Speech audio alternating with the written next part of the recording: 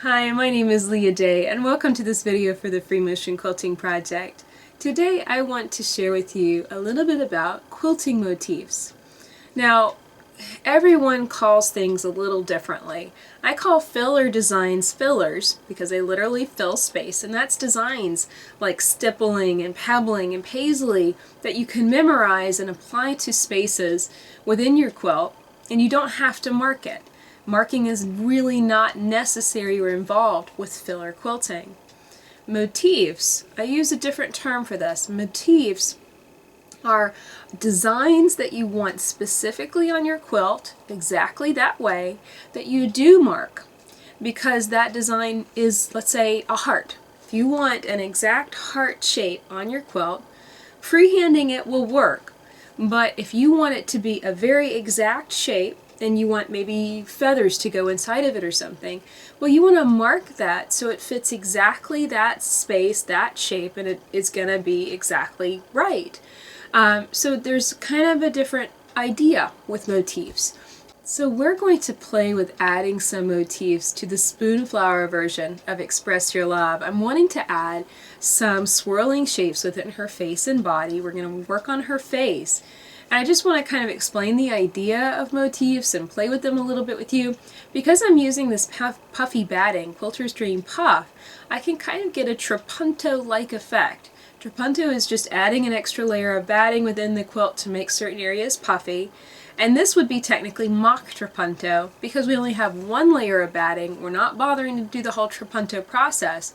But the fact that we're marking and creating outlining motifs and then going to stitch around them might give a trapunto-like effect, where those areas that I'm marking, those motifs, are going to be a little puffier than the other areas of the quilt. And that's really down to how thick and fluffy your batting is and how dense your filler quilting is going to be around it. So let's get started. With a motif, I've kind of done a very light outline, but I'm going to get started and darken this so that you can really see it. The first thing to do is, of course, to grab a good marking pencil. And I am using, for this situation, I'm using Fawns and Porter's ceramic marking pencil. I really like this one.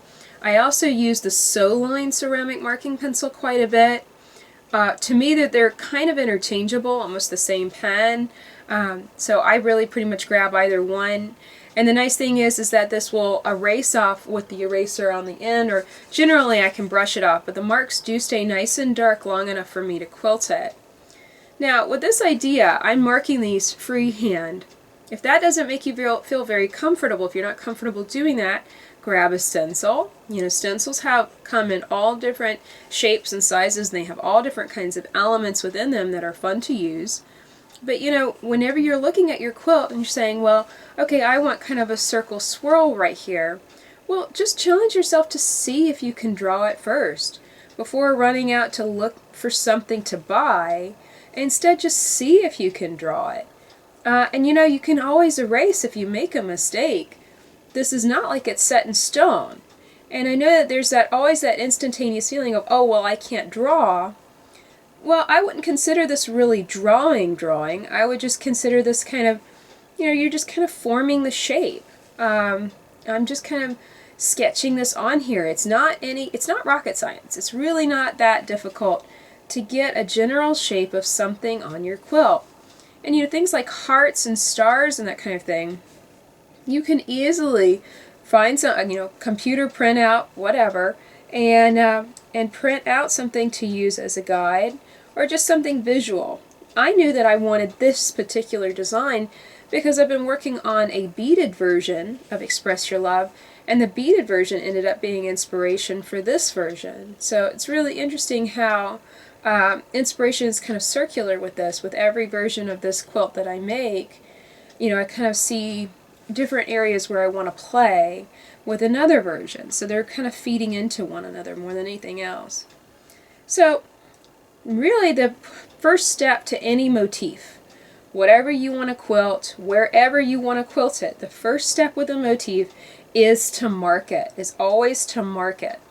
Now, why is that? A motif is marked because you want that exact shape on your quilt in that exact place.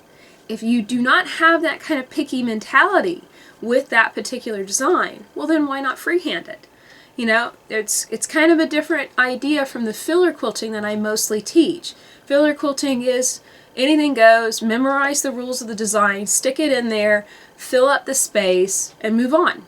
Do it quickly, do it easily, keep it simple. Motif quilting is different in the sense that I want only that spiral shape. I want those lines exactly there. So I need to mark it to make sure I have it marked exactly where I want it. Now the second step is just to outline it. So let's get started. For outlining, I'm just going to pretty much follow the exact same steps that I did last week.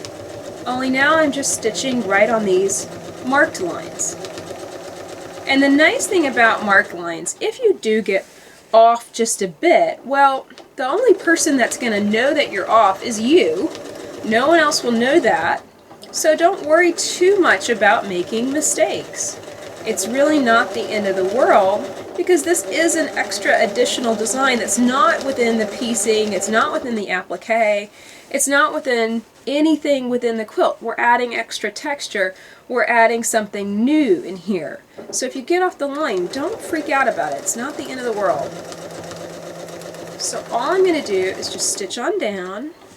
You can see how careful, and I'm going a little faster because I've warmed up my arms just a little bit more this morning, so I can go a little bit faster, but even still, I like to stop and reposition my hands about every 3 to 4 inches.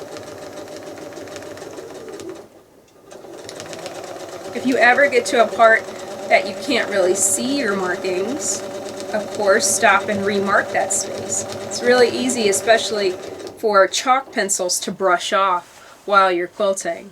Now, if this was a lighter fabric, I would use the Fine Line water-soluble blue pen. That is my favorite pen to use on lighter fabrics. However, just make sure that whenever you apply it, you are not going to need to press or apply heat to your quilt in any way, because that will heat set those marks. So always kind of be mindful if you start getting into marking your quilt, just be really mindful about what you're using and what stage your quilt is in. If you're going to do something towards the end that requires heat, just kind of keep that in your head so you don't use a wrong pencil or chalk or whatever that might be heat set.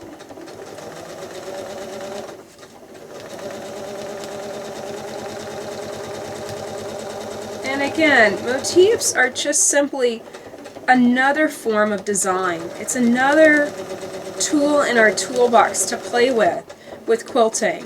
We've learned tons and tons of filler designs, and motifs are just as wide open and varied. I'd say stencils are just the tip of the iceberg.